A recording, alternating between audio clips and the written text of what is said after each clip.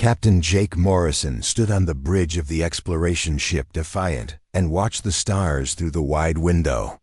The ship moved through space at incredible speed, but the stars looked calm and peaceful. He had been doing this job for 5 years now, working with alien friends from across the galaxy.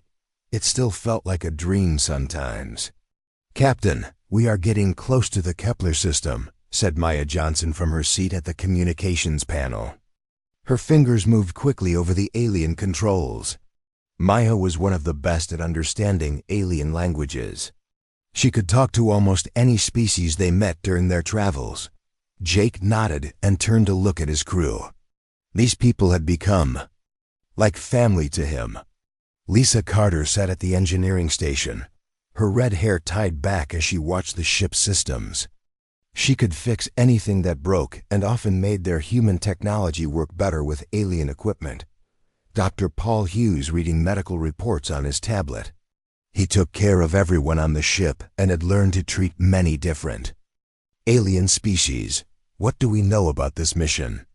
asked Lisa, looking up from her controls. Jake walked over to the main display screen. Pictures of a planet appeared, showing green forests and blue oceans. "The Federation wants us to check out Kepler 442b. They got some strange signals from there a few weeks ago, then nothing. Could be equipment problems. Could be something else." This was normal work for them. Humans had joined the Galactic Federation 30 years ago, and they had quickly become valuable members. Aliens said humans were good at solving problems that seemed impossible. They said humans never gave up, even when things looked hopeless. Jake felt proud of that reputation. The Federation had many different species. There were the tall, blue-skinned Arcturians who were very smart and ran most of the science departments. The reptilian Saurians controlled much of the military and were known for their strong discipline. The insect-like Centauri were amazing builders and engineers. Each species brought something special to the Federation, and humans brought their stubborn refusal to quit. "Captain, I'm getting readings from the planet," Lisa called out. "There's definitely something down there." "I see power sources and buildings, but no life signs," Jake frowned. An empty colony was always bad news. "Take us down, Lisa. Let's see." What happened? The Defiant flew through the planet's atmosphere. Below them, they could see a research station built into the side of a mountain. It looked like Federation design, with the curved walls and crystal windows that most alien architects preferred. But something felt wrong about the place. They landed near the main building. Jake, Maya, and Dr. Paul put on their environmental suits and left the ship. Lisa stayed behind to monitor everything and keep the ship ready for a quick escape if needed. The research station was completely quiet. Their footsteps echoed in the empty corridors as they walked through the building. The lights were still on and the air systems were working, but there were no people anywhere. "This is strange," Paul said through the comm system in his helmet. "It looks like everyone just disappeared in the middle of their work. There are half-finished meals in the dining area and computers still running experiments. They found the main laboratory deep inside the building." Jake stopped at the entrance and stared. The room was full of equipment he had never seen before. There were examination tables with restraints on them. There were cages that looked like they were built for holding people, not animals. Maya was looking at one of the computer screens. Her face went pale as she read the information. "Jake, you need to see this." The computer showed files with pictures and data. Jake felt sick as he realized what he was looking at. These were medical files about humans. There were detailed studies of human body parts, human blood, human brain scans. The files had information about human strength, human healing abilities, and human psychological responses to stress and pain. "These are experiment records," Paul said quietly. "Someone was studying humans like we were lab animals." Jake looked around the room again.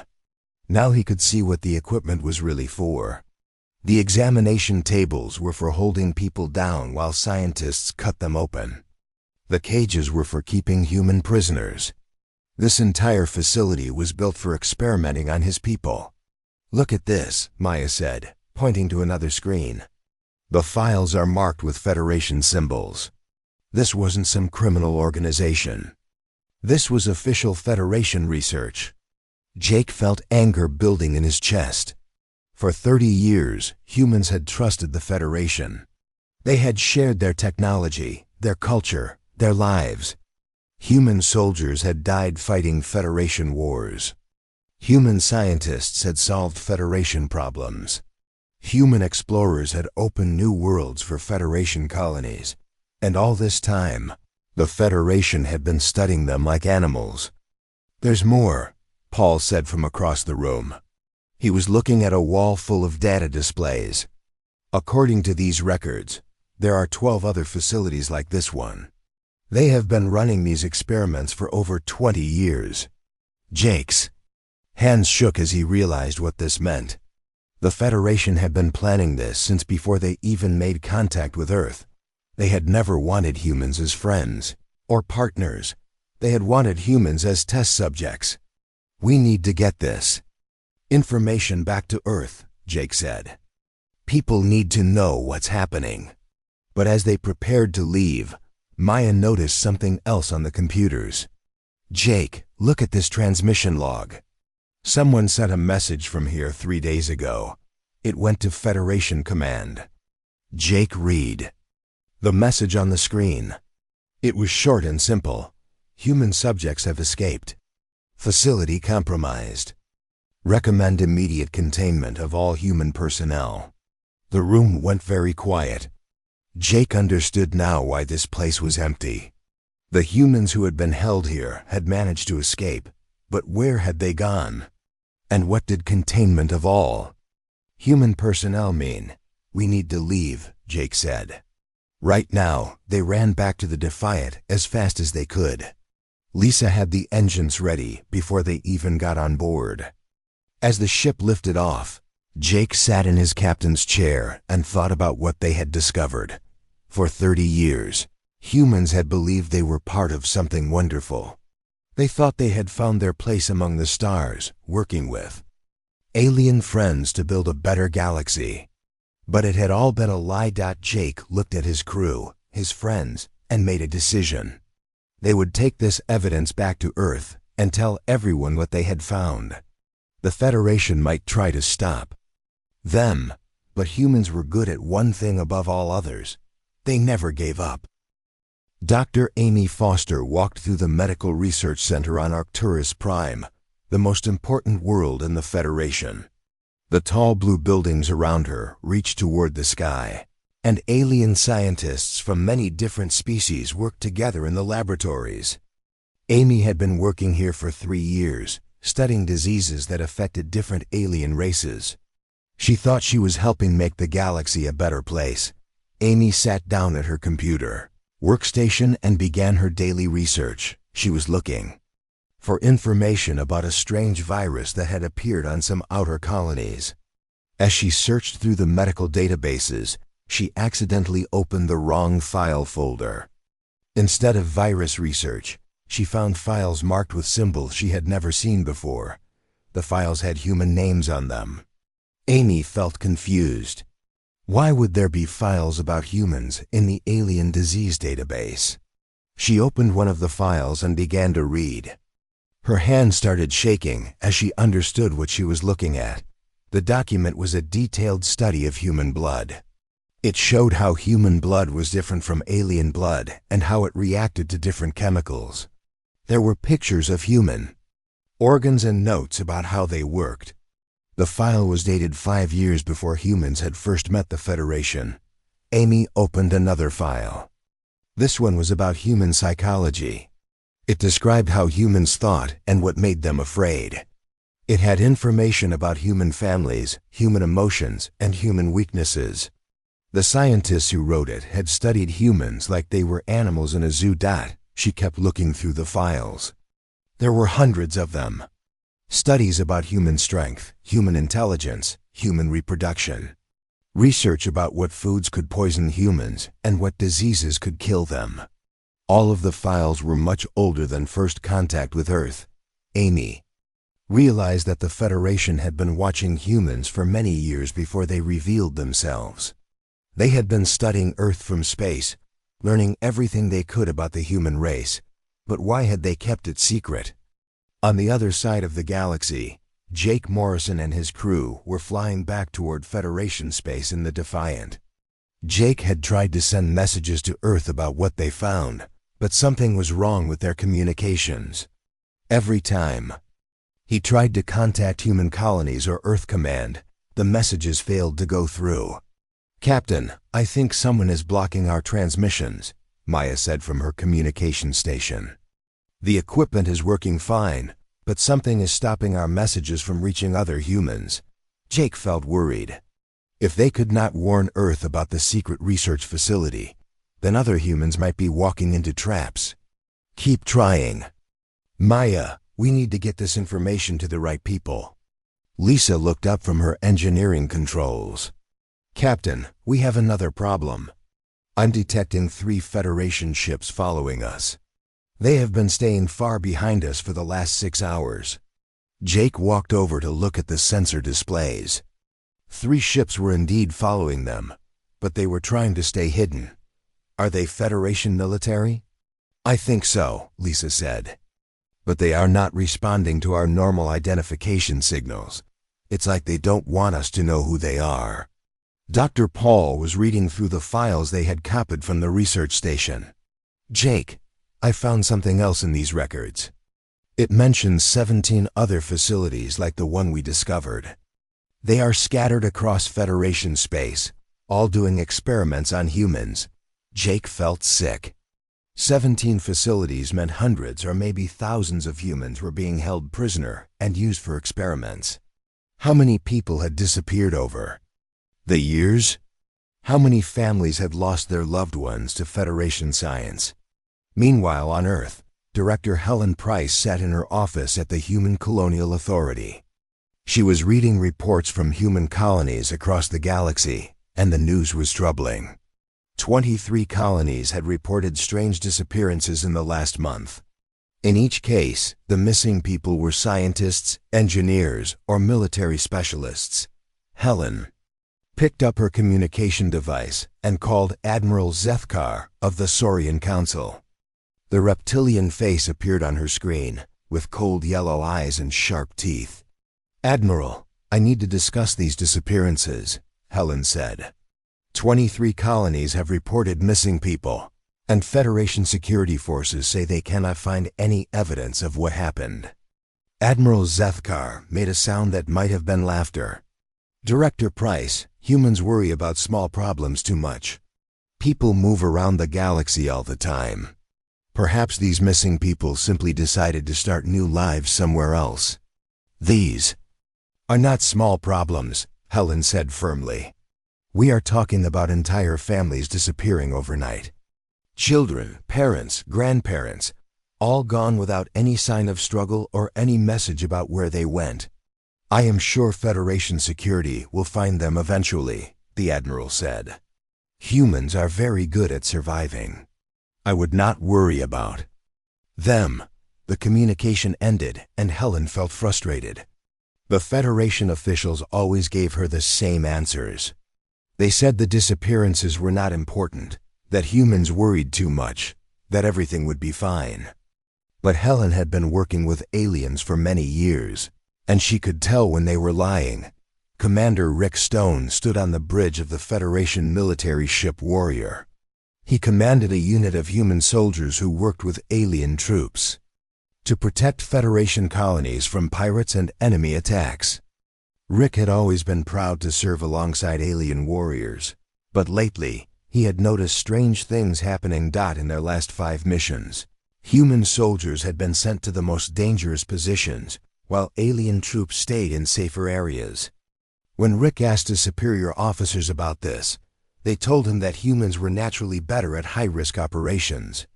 They said human soldiers were brave and strong, so they should take the hardest assignments. But Rick was starting to think there was another reason.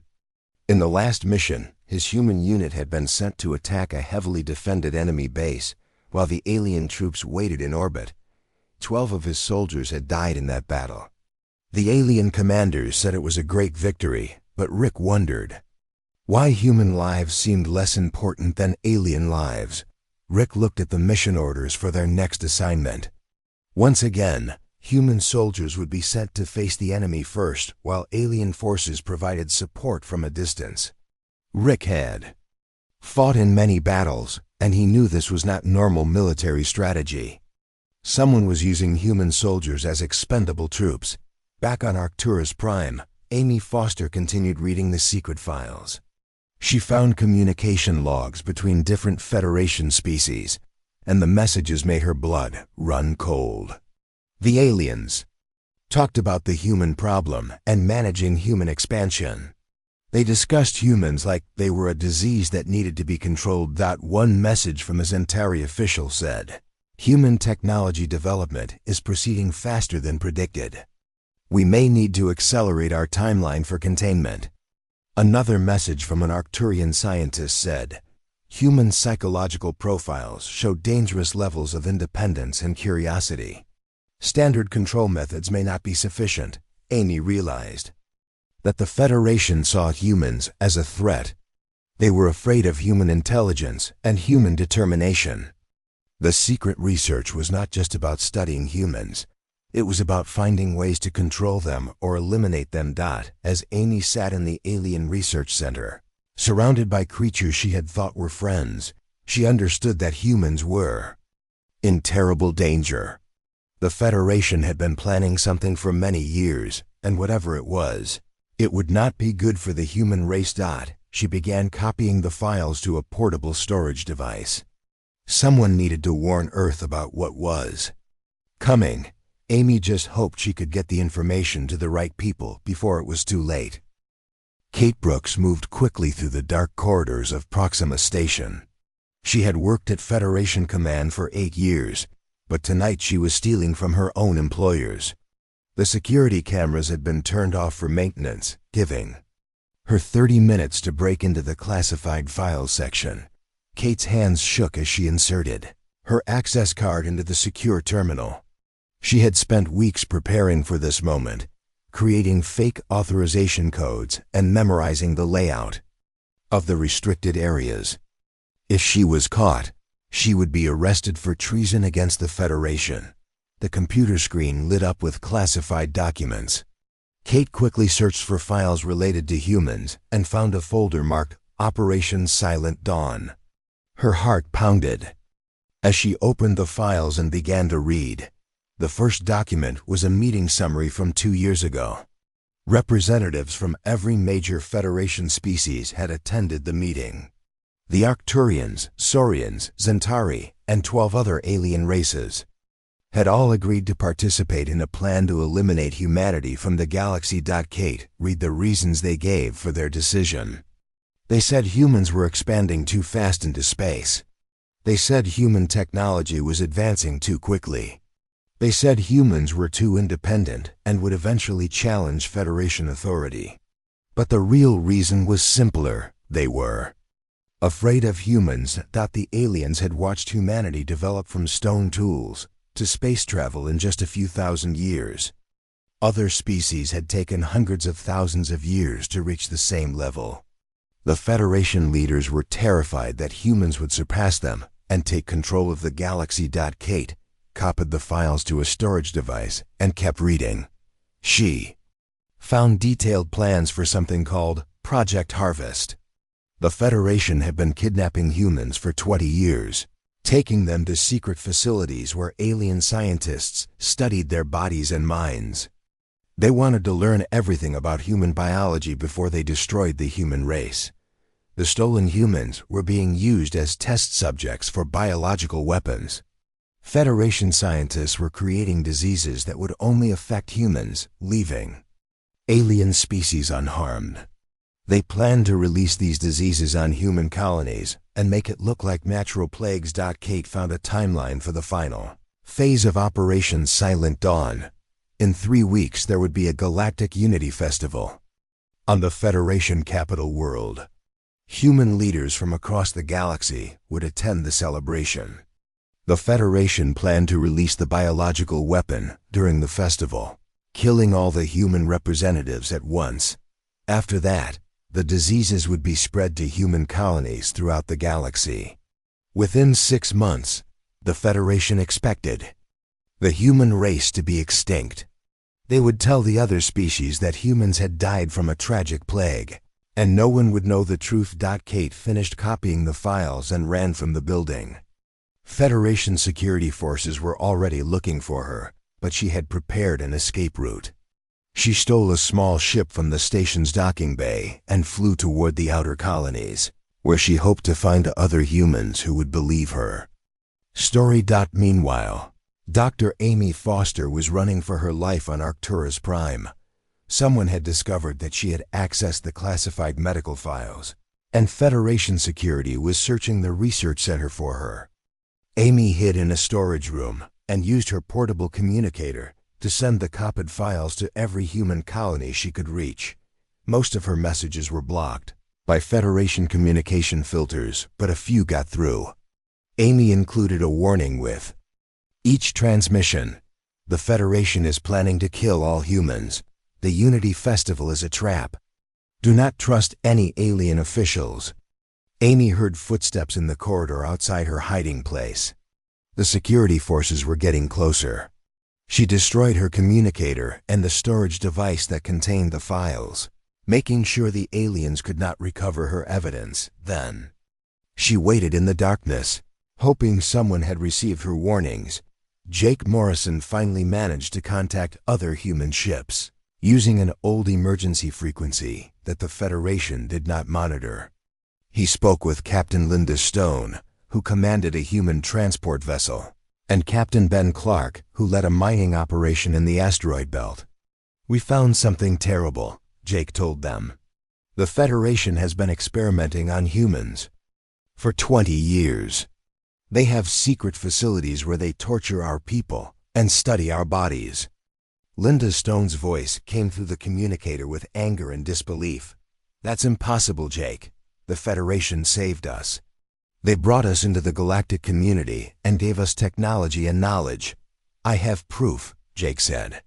We found one of their research stations. There were cages for holding humans and equipment for cutting them apart. The Federation has been lying to us since first contact. Ben Clark asked the important question. If this is true, what do we do about it?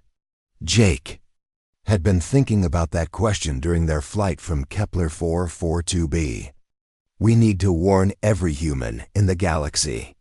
We need to gather evidence and show the galaxy what the Federation is really doing.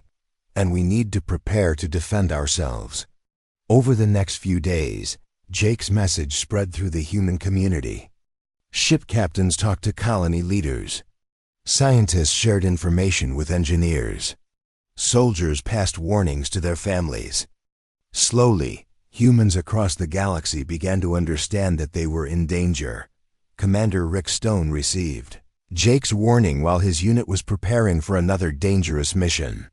Rick looked at his soldiers, good people who trusted him to keep them alive, and made a decision. Instead of following Federation orders, he would protect his troops and find other humans who were ready to fight back. Rick gathered his most trusted officers and told them what he had learned. The Federation has been using us as expendable soldiers, he said. They send us into the worst battles because they want us to die. We are not allies to them. We are enemies they have not killed yet. Sergeant Tony Miller, Rick's second in command, asked the question everyone was thinking. What do we do now, Commander? We find the other human units in the Federation military. Rick said, we warn them about what's happening, and we get ready to fight for our lives. Director Helen Price received Amy Foster's warning message on Earth. At first, she could not believe what she was reading. The idea that the Federation was planning genocide seemed impossible. But as she compared the information with the disappearance reports from human colonies, everything began to make sense. Helen called an emergency meeting with the Earth Defense Council. She presented all the evidence she had gathered: the missing people, the blocked communications, the strange behavior of Federation officials. When she added Amy's files and Jake's discoveries, the picture became clear.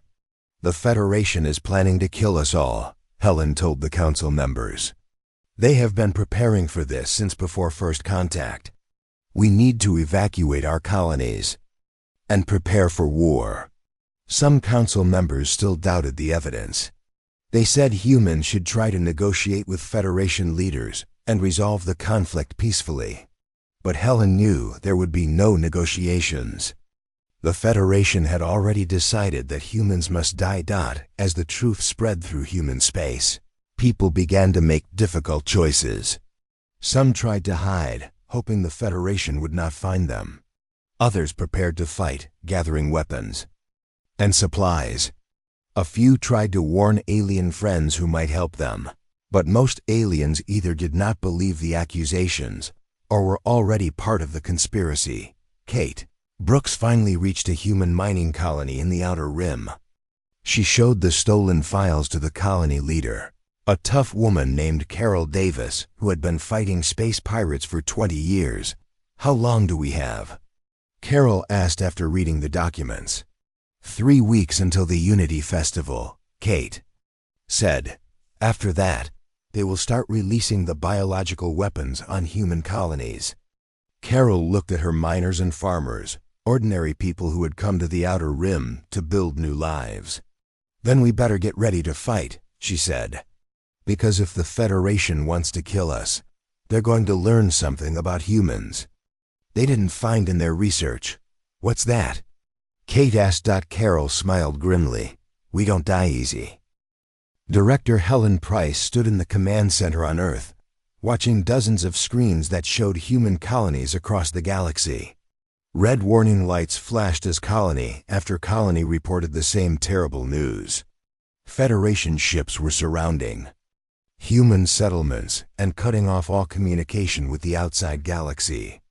"Madam Director, we have lost contact with New Denver Colony," reported Lieutenant Sam Parker from his communications station. "That makes 47 colonies under Federation blockade." Helen felt sick as she watched her people being trapped like animals. The Federation was moving faster than anyone had expected. They were not waiting for the Unity Festival to begin their attack. They were starting now. "How many people are we talking about?" Helen asked. Lieutenant Parker checked his numbers. "Approximately 2 million humans are now cut off from outside contact. We cannot reach them by radio, and any ships we send are turned away by Federation forces." Helen turned to General Frank Cooper, the head of Earth's military forces. "General, what are our options?" General Cooper looked tired and worried. He had been a soldier for 30 years, but he had never faced an enemy like this.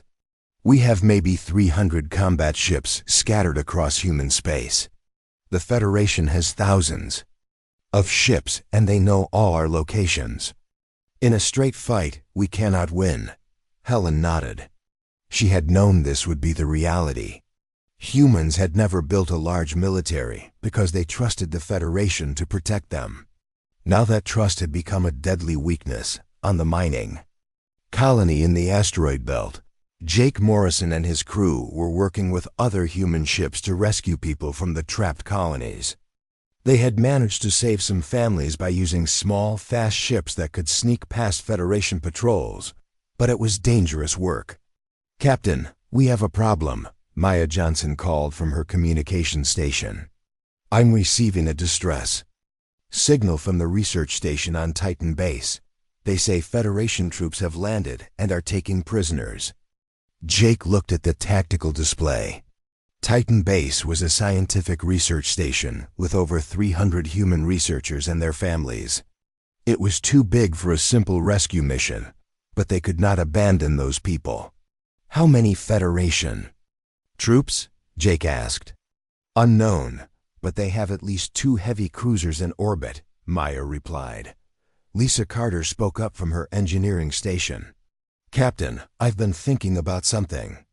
In all these attacks, the Federation is trying to Capture humans alive. They're not just killing us. They want prisoners. Dr. Paul Hughes nodded. That makes sense. They need living humans for their biological weapon research.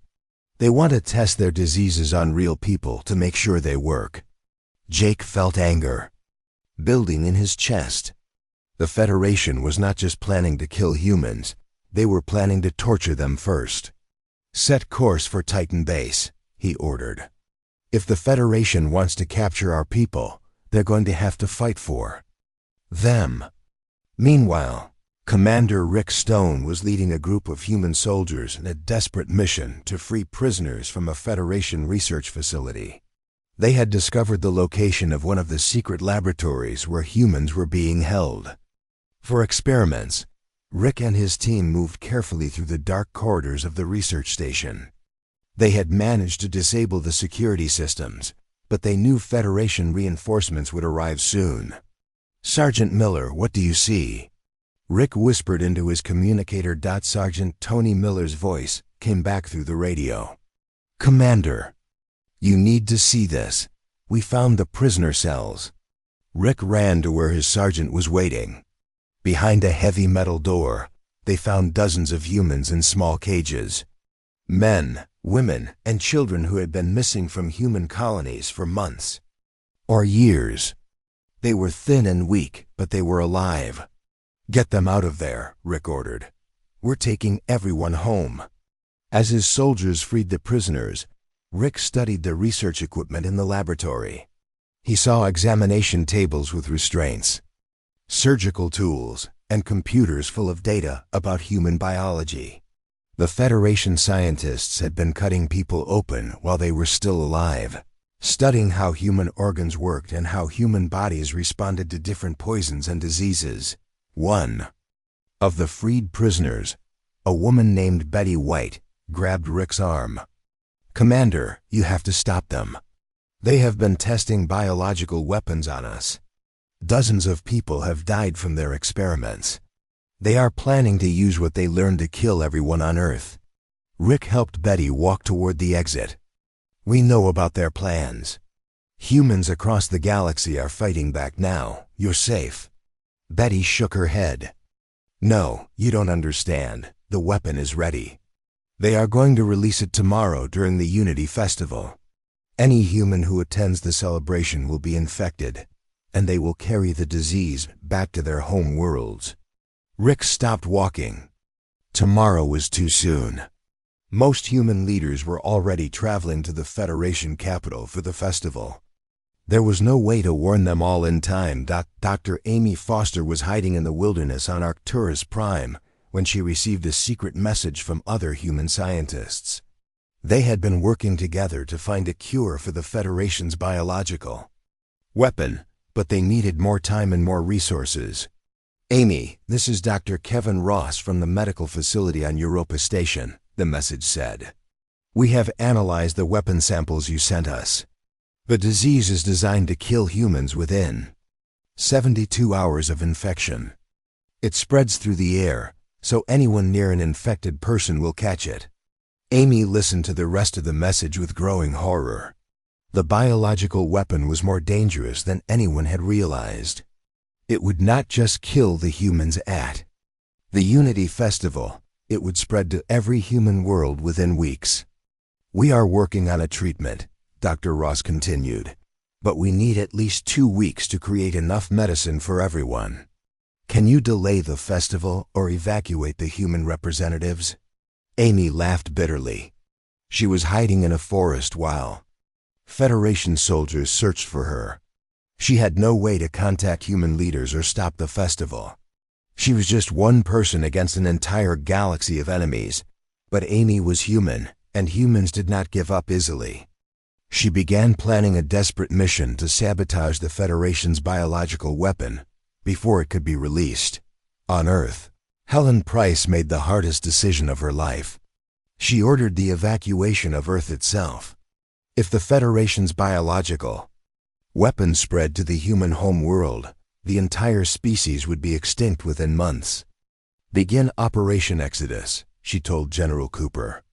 Get every ship we have and start moving people to the outer colonies. We need to scatter the human population so the Federation cannot kill us all at once. General Cooper looked at the evacuation plans. Madam Director, we can only save about 10% of Earth's population. We don't have enough ships for everyone. Helen closed her eyes. She was condemning billions of people to death, but it was the only way to save the human species. Do what you can, General. Save who you can. As Federation ships moved closer to Earth, humans across the galaxy prepared for their final battle. They were outnumbered, outgunned, and running out of time. But they had one advantage the Federation did not expect. Humans had spent 30 years learning Federation technology. They knew how alien ships worked, how alien weapons functioned, and how alien computer systems operated. The Federation had taught humans everything they needed to know to fight back. Jake Morrison's voice echoed across human communication networks as ships prepared for battle. This is Captain Morrison to all human vessels.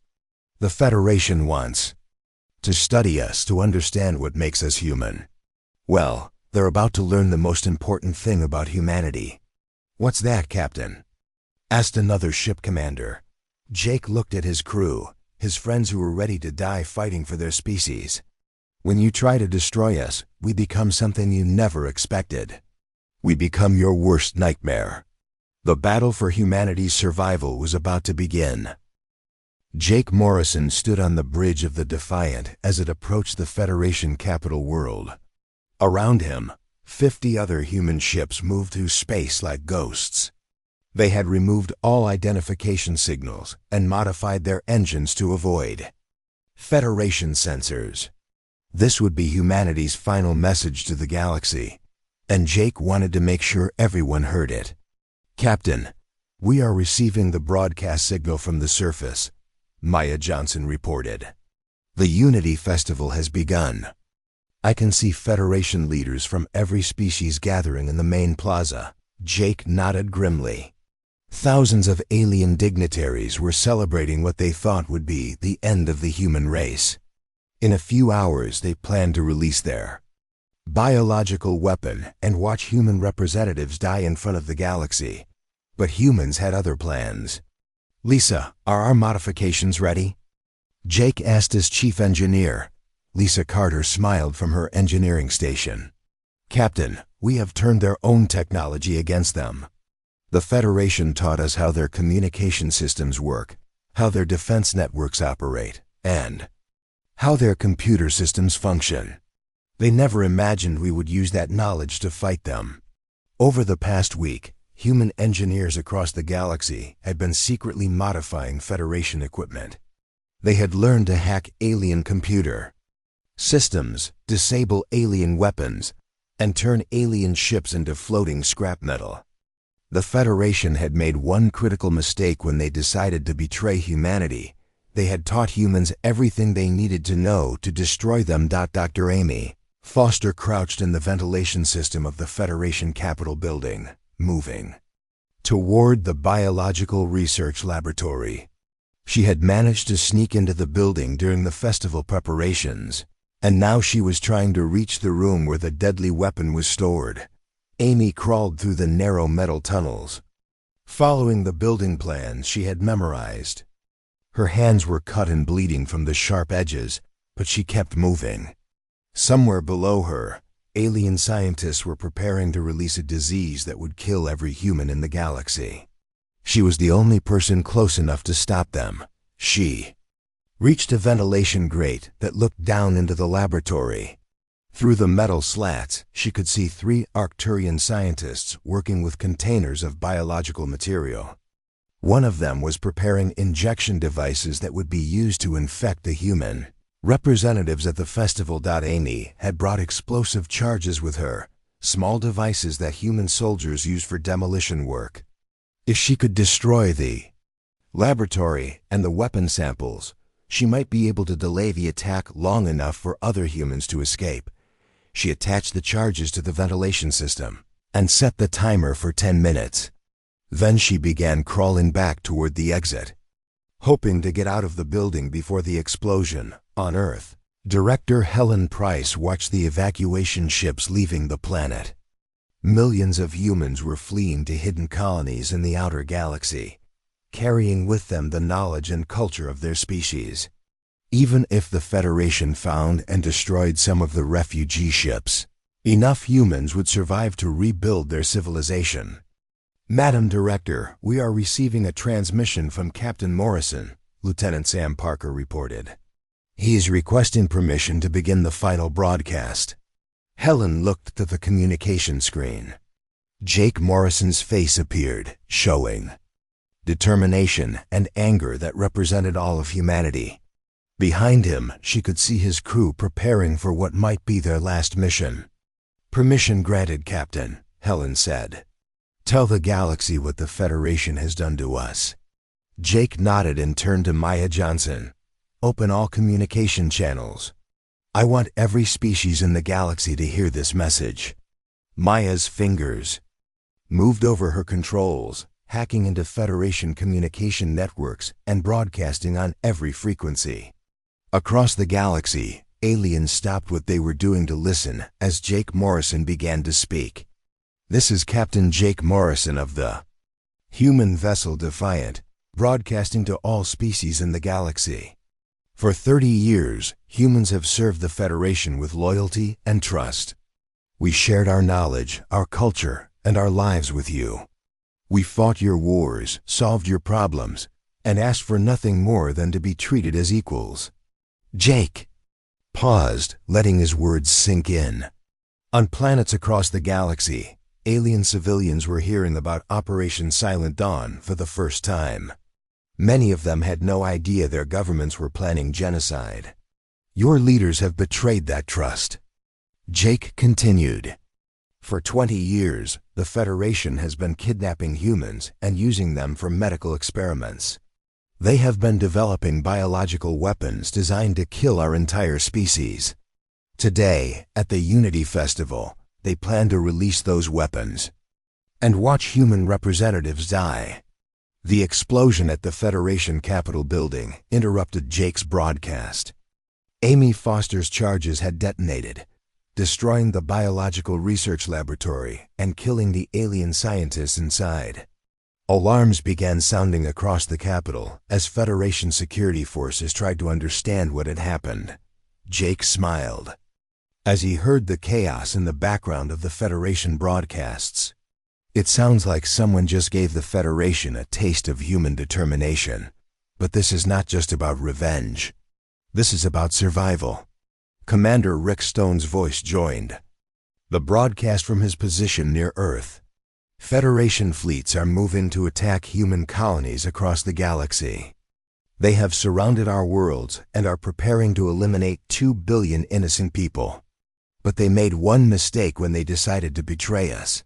What mistake is that? Jake asked, knowing the answer but wanting the galaxy to hear it. They taught us how to fight them, Rick replied. Across the galaxy, human ships that had been hiding near Federation bases suddenly revealed themselves. The aliens had thought these ships were destroyed or disabled, but humans had been pretending to be helpless while they prepared their counterattack. Lisa Carter activated the modified Federation technology that human engineers had installed in alien ships. Computer viruses spread through Federation networks, disabling weapons and engines. Navigation systems failed, leaving alien ships floating helplessly in space. Communication networks crashed, preventing Federation commanders from coordinating their forces. For 30 years you studied us, Jake continued his broadcast. You learned about our bodies, our minds, and our technology. But you never understood the most important thing about humanity. When someone tries to destroy us, we become something you never expected. Federation ships began exploding across the galaxy as human engineering crews activated hidden charges they had planted during routine maintenance. Alien commanders who had trusted human technicians discovered that their own ships had become death traps. We become your enemies, Jake said. And humans make very dangerous enemies. The Unity Festival had turned into chaos as Federation leaders realized their plan had failed. The biological weapon was destroyed, their fleets were disabled, and human ships were attacking Federation bases throughout the galaxy. Dr. Amy Foster limped out of the ruined Capitol building, injured but alive. She had stopped the biological attack, but she knew the war was just beginning. The Federation would try to rebuild their forces and attack again, but humans had learned something important during their 30 years with the Federation. They had learned to think like their enemies, to plan like their enemies, and to fight like their enemies. The galaxy had created the perfect opponent for itself. Director Helen Price ended the broadcast with humanity's final message. The Federation wanted to study us to understand what makes us human. Well, now they know. We never forget those who betray our trust. We never surrender when faced with impossible odds. And we never stop fighting for our survival. This was our final message as your victims, Jake Morrison added. From now on, you will hear from us as your enemies. And you will learn why the galaxy should have feared us from the beginning. The human ships disappeared into space, beginning a war that would reshape the galaxy. The Federation had created their own destruction by betraying the one species that could match their intelligence and exceed their determination. Humanity had been betrayed by the galaxy, but they would not be destroyed by it. They would survive, they would fight back, and they would make sure the galaxy never forgot the price of betraying the human race. The war for humanity's survival had begun, and the aliens were about to discover that humans were far more dangerous as enemies than they had ever been as friends.